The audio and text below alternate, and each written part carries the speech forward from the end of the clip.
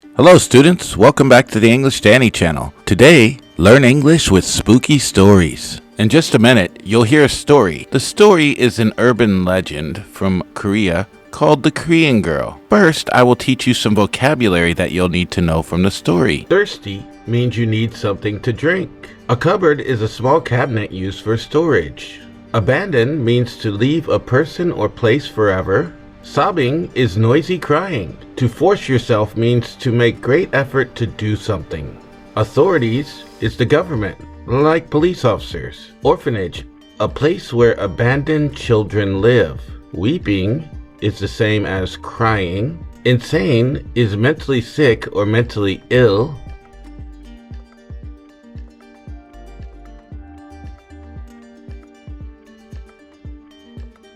Okay, let's begin the story. The story is called Korean Girl. The Korean Girl is a short, scary story about a young girl who comes home from school one day to find a horrible situation. It is based on an urban legend from Korea. An 11-year-old girl named Yumi lived with her mother and father in a small village in Korea. One day she was coming home from school. It was a long walk through the countryside, and when she got home, Yumi was very thirsty. She went into the kitchen to get a drink of water and grabbed a glass from the cupboard. Suddenly, she stopped. In a corner of the kitchen, she saw her mother's dead body. Yumi dropped the water glass and screamed in horror.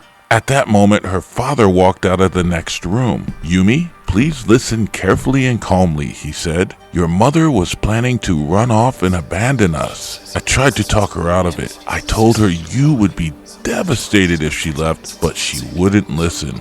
We got into a fight. It all happened so quickly. She fell and hit her head. I'm so sorry."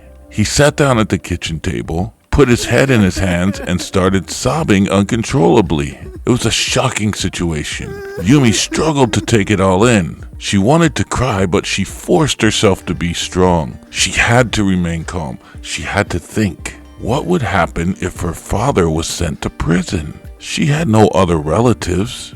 She was only 11 years old. The authorities would send her to an orphanage. It was clear what she had to do. She had no other choice. Biting her lip, she decided not to turn her father into the police. After all, it was an accident. She realized that they would have to find a way to deal with the situation. She looked at her father and nodded. "We will have to bury her ourselves," she said quietly. "If the neighbors ask questions, we can tell them that she ran away with another man." Her father hung his head, still weeping. Yumi went upstairs to her bedroom and began to change out of her school uniform. As she was taking off her clothes, she noticed her suitcase was lying on the bed. When she opened it, she found all of her clothes laying inside, neatly folded. A small piece of paper was on top. She recognized the handwriting. It was a note from her mother. The note read, "Yumi, I packed your things. We have to leave quickly. Your father has gone insane."